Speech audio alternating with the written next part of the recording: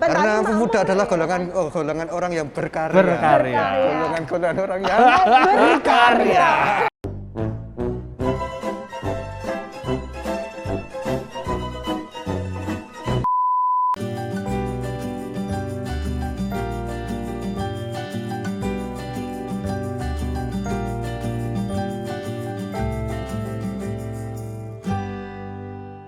Jumpa lagi di Kuping Panas. Kumpulan info penting yang lagi panas. Waduh. Ya, seperti biasa dengan saya Titi Rohman. Dan saya Alvin Maulana. Kali ini kita kedatangan tamu di Dinas Kominfo Klaten, ada Bapak Hapsoro. Selamat datang Bapak. Selamat datang Bapak. Ya, Pak Hapsoro ini adalah anggota dari Komisi 1 DPRD Kabupaten Klaten. Benar sekali. Kali ini kita tentunya akan membahas topik-topik yang menarik dan kekinian ya Bapak ya. Meskipun usianya Bapak mungkin sudah apa ya? Setengah abad. Saya nggak bilang ya. Tapi kan jiwanya tetap jiwa muda dan jiwanya generasi milenial gitu ya. Dan selalu berkarya Pak. Betul. Ya. Oke, kita akan membahas mengenai generasi pertanian ya Pak ya, atau generasi petani di era sekarang gitu ya Pak ya. Yang pasti pertanian itu adalah unggulan dari Kabupaten Klaten. Betul sekali, apalagi ada Srinar dan Srino ya Pak ya, itu menjadi ya. andalan Kabupaten Klaten. Oh, boleh diceritakan dulu Pak, pertanian di Kabupaten itu seperti apa? Ya mungkin kalau kita bicara Klaten, bahwasanya Klaten ini kan salah satu penyangga pangan nasional. Iya. Yang mana kalau kita melihat di Klaten ini dengan didukung alam yang luar biasa, dengan kita ada di garis khatulistiwa, sehingga kita ini kan termasuk negara agraris kan. Betul. Dan kebetulan di Klaten ini banyak puluhan mata air. Iya. Kalau kita lihat potensi alam kita itu sangat mendukung sekali. Potensi alam kita sangat kaya, baik ini dari pertanian, peternakan, bahkan perkebunan, kita ada semua. Sedangkan kalau kita melihat kondisi saat ini, dengan kemarin pandemi COVID ini kan semua sudah melirik pada pangan. Nah, disinilah harapan kami, anak-anak muda saat ini monggo harus tertarik lagi kembali ke sawah. Oh ya. Yang mana kalau kami di sini lebih ke padi, tanaman padi. Iya. Nah, ini termasuk tadi kebetulan Klaten ini kan ada Srino dan Srinar. Srinar. Iya. Nah, inilah sebagai unggulan Klaten yang prosesnya tidak gampang dengan melalui tahapan bertahun-tahun dari rojo lele yang dulu masih varietas lokal, yang sekarang sudah dipendekkan, yang usianya dulu 5 bulan, sekarang sudah 100 hari, dan potensi hasilnya juga sangat bagus sekali. Dalam arti bagus itu baik rasa, tekstur, termasuk juga pulennya. Ini kan ada semua khususnya di Srino. Iya. Nah, ini sebenarnya potensi bagaimana kita mengembangkan dan lebih mendalami Srino ini, terutama kepada generasi-generasi anak muda. Oke Pak, tadi ngomong-ngomong soal anak muda, bagaimana ini ketika Bapak sudah di lapangan, apakah sudah melihat nih anak-anak muda seperti kita-kita ini yang sudah terjun ke sawah gitu? Beberapa sudah kelihatan. Kalau di padi masih prosesnya masih kecil, tapi lebih ke anak-anak muda ini ke hortikultura ya. Oh iya. Jadi memang sudah mulai muncul di hortikultura. Kalau di khusus padi ini memang prosesnya masih kecil. Oke. Yeah. Tetapi saya optimis apabila kita selalu memberikan info yang positif tentunya, yang memang real, positif tapi real. Di sini nanti anak-anak muda akan tertarik. Jangan sampai kita keduluan dengan yang lain. Iya. Betul. Salah satunya Vietnam itu Pak. Salah satunya Vietnam yang pertaniannya semakin lama semakin. Betul. Lebih dinoris lagi Iya. Ethiopia. Wah. Ethiopia sekarang kita kalah dengan Ethiopia. Ini Ethiopia itu sudah peringkat 12 kalau nggak salah. Dunia kita di angka sekitar 60. Ya. Apalagi Klaten juga ini baru merangkak dan mulai ya Pak ya, hitungannya ya. Dan kebetulan Klaten ini kan sedang mengembangkan Srino-nya ini, jadi varietas lokal yang daerah lain tidak punya. Inilah harapan kami untuk menarik anak-anak muda ayo. Sehingga kalau kita bicara sawah terkait dengan regenerasi, terutama generasi-generasi milenial, ini tentunya kita harus membedah bareng-bareng. Sebenarnya kalau kita nanam padi, berapa sih kita dapat uang? Iya. Kan di situ. Iya. Bagaimana hitung-hitungannya? Nah, ini apabila kita hitung tidak kalah dengan yang lain. Nah, sekarang pertanyaan jadi gini, Pak. Bagaimana cara menggait pemuda-pemuda ataupun anak-anak muda? Kan kalau kita di sekolah dulu, ketika kita ditanyain tentang cita-cita ya, Pak. Iya. Cita-citanya jadi apa? Dokter, tentara, terus kemudian polisi, Iya. gitu. Tidak ada yang satupun yang jadi petani. Ya, Betul. Karena kemakan gengsi itu sendiri, Pak. Itu Salah bagaimana satunya. itu? Salah satunya. Tapi kalau kita hitung, kita bedah, sangat menarik sekali. Mungkin bisa saya ilustrasikan. Oke. Bisa, bisa, bisa. Kebetulan saya dulu kan mantan kepala desa ya. Oh iya, Saya baik. 2 periode di Desa Sidowayah. Sehingga di tempat kami ini ada keluasan 183 hektar satu desa dengan hamparan sawah yang semuanya ini bisa dikatakan subur karena kami kebetulan punya mata air dari Umbul Kemanten. Iya. Nah, di sini jumlah penduduk kami ada 3.500 jiwa. Ya kan? Dengan keluasan 183 hektar tadi, penduduk kami 3.500 jiwa. Untuk menghidupi warga kami cukup dengan 50 hektar.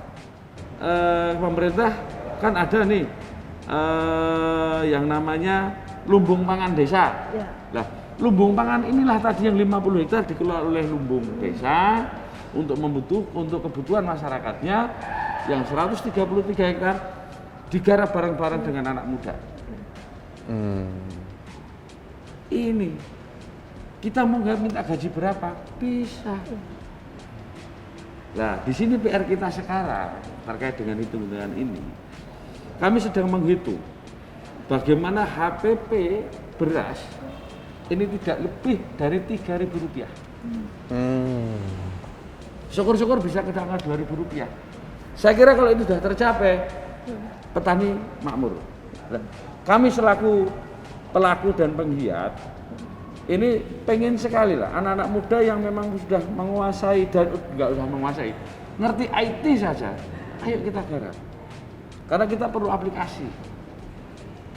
Sehingga nanti apabila kita aplikasi nanti sudah kita miliki, kita akan bisa melihat potensi-potensi mana yang saat ini lagi tanam, besok panen, ini akan terekor.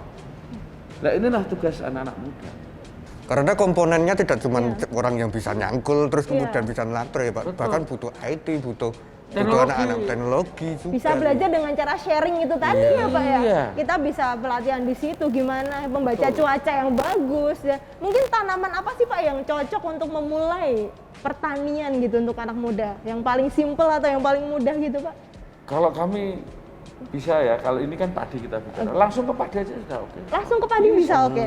Jadi kami pun punya konsep, apabila nanti bisa bareng-bareng, dan kami juga perlu dukungan, perlu support, karena kami jalan sendiri juga tidak bisa. Kami berharaplah anak-anak muda ini ayo bareng. Yang bapak tani ke sawah, memelihara tanaman padi, yang ibu-ibu bisa di rumah, kan juga membantu ke sawah nih, tapi masih banyak waktu keluang di rumah. Ayo kita nanam di polybag. Dengan kita klaster, misalkan satu desa. Satu desa, RT ini nanam buah melon pakai polybag. RT sebelah nanam lombok. RT sebelah nanam tomat. RT sebelah nanam varietas yang lain, mungkin tanaman yang lain. Apabila ini kita manajemenin bersama, ini setidaknya kami sudah melakukan. Ibu-ibu rumah tangga ini sudah tidak harus mengeluarkan uang untuk iuran RT bulanan. Sudah tidak usah mengeluarkan biaya rekening listrik. Cukup dari tanaman dari polybag ini bisa membantu ini, setidaknya dua ini sudah bisa tercover. Dan tambah lagi Kak mungkin Pak, buat arisan Pak. Buat arisan juga udah. Iya, ya ini bisa. Luar sangat biasa bisa ya sekali. sebenarnya ya. Kebetulan komposisi kami itu tidak bersentuhan dengan pertanian. Nah, iya. Di pertanian komisi Oke, 2. iya. Seperti itu. Tapi karena saya ini dibesarkan dari tani, bapak orang tua saya, bapak mbok saya itu petani kan gitu ya. Dan bisa dengan petani ini bapak saya dulu bisa menyelesaikan 4 orang anaknya dari hasil sawah. Bahkan bapak saya itu nggak punya sawah, tapi bisa menyelesaikan anaknya dari hasil sawah. Nah inilah yang saya rasakan, sehingga kami waktu 12 tahun di desa, ini kan selalu setiap hari itu kan bersama petani. Karena masyarakat kami mayoritas petani. Bahkan Klaten sendiri pun mayoritas petani. Ya. Indonesia Raya Merdeka ini juga mayoritas Petani. Petani. Dan ini bukti kesuksesan seorang petani, Petani. menjadi dewan yang Anggota dewan. luar biasa. Jadi sangat menginspirasi, ini menjadi bukti nyata bahwa seorang petani bisa melahirkan anggota DPRD. Ya kan, luar biasa. Ya ini semua berkat Ibu Pertiwi. Iya. Makanya ini saya selalu sampaikan kepada teman-teman, terutama generasi muda, ayolah kita sembahkan kepada Ibu Pertiwi ini dengan sebaik-baiknya. Jangan hanya Ibu Pertiwi sampai saat ini masih menangis ya. Lagunya kan seperti itu kan? Iya. Seperti sedang sedih Sedih hati. hati, ya. Ayo kita sumbangkan anak-anak muda ini untuk membesarkan Ibu Pertiwi kita ini supaya beliau bisa bersenang hati. Ya. Ini luar biasa. Besok kita diganti dong, Pak. Wah, bagus banget kalau closing nanti Pak Habsara nyanyi Kulihat Ibu Pertiwi. Wah. Luar biasa. Oke Bapak, untuk Bapak kan berarti dapilnya dapil berapa Pak? Saya dapil 3. Dapil 3 itu mana saja Di boleh Pulan disampaikan? Harjo, di Pulan Harjo, terus Tulung, Oke. Karanganom, dan Jatinom. Kami ada 4 kecamatan. 4 kecamatan itu juga salah satunya ada yang penghasil besar padi ya Bapak ya? Pulan Harjo, Ya. Pulan dan Harjo. Karanganom. Nah, Tulung sebagian, Jatinom juga ada sebagian. Oke. Dan di sini sebenarnya di wilayah kami dapil 3 ini potensi pertanian sawah, padi, ada palawija. Nah ini kan ini nanti bisa kita tata sebenarnya. Dan peternakan ternak-ternak ini juga ada di daerah Jatinom, Karanganom itu juga ternak. Nah, disinilah harapan kami sudah mulai mengkonsep bagaimana ini semua bisa bersinergi. Salah satu contoh yang akan kami lakukan di Jatinom ini kan banyak peternak sapi nih, ya kan. Nah di tempat kami ada makanan sapi. Makanan sapi kan ada di tempat kita. Pada selesai panen padi, itu kan masih ada yang namanya damen-damen pakan sapi itu. Iya. Ini bisa barter. Pak Habsara kan sebagai anggota Dewan Komisi 1. Pasti kan juga ada dana aspirasi nggih, Pak? Iya. Nah, mengenai dana aspirasi dari Pak Habsara Ya, sendiri, ya. ingin dibuat apa, Pak? Ini saat ini sudah kami lakukan. Jadi dengan budidaya mikroalga. Mikroalga. Ya. Jadi itu bahan bakunya dari lumut.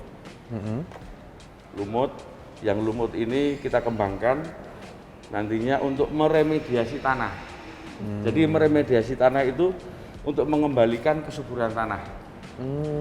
Yang mana saat ini tanah kita ini kondisinya sakit.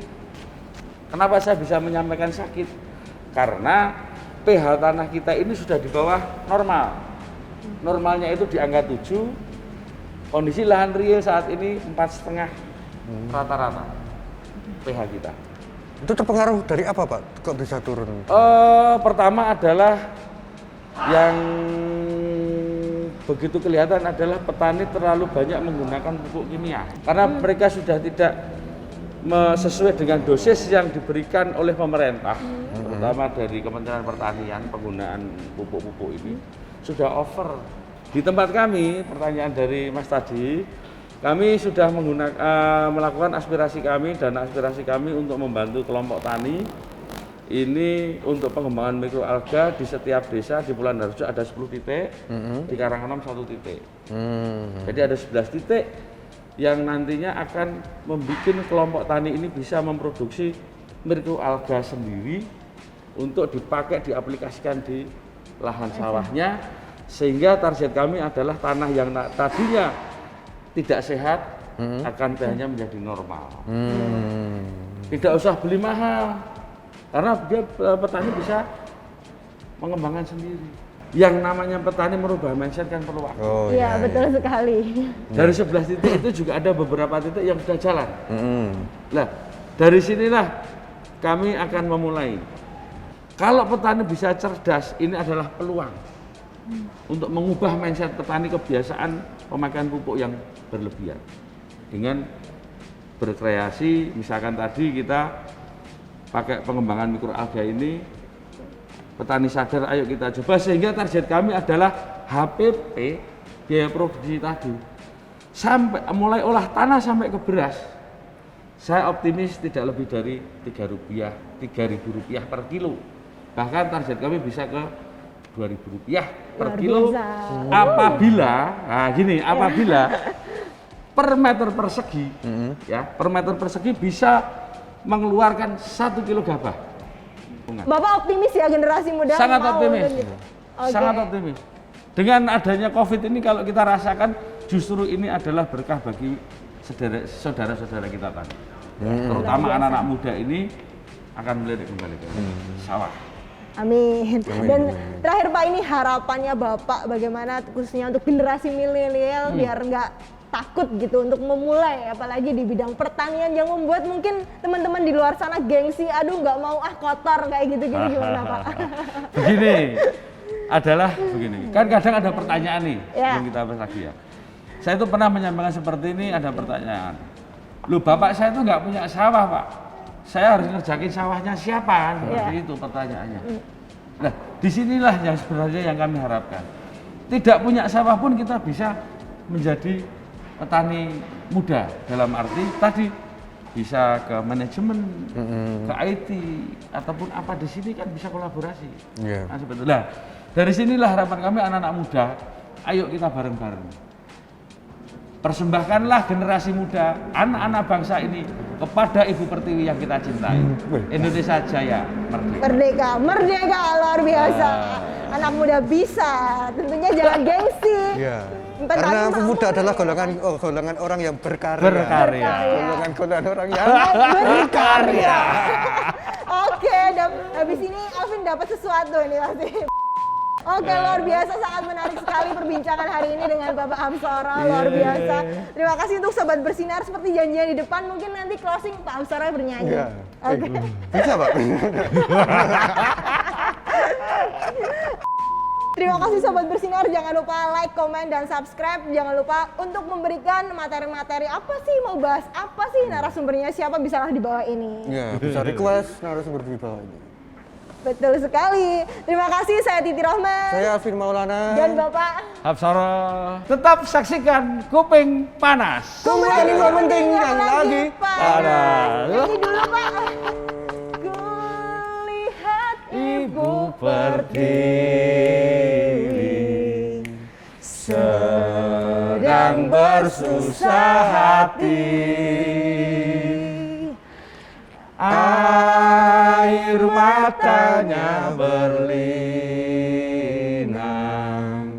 Mas Intan yang terkenal.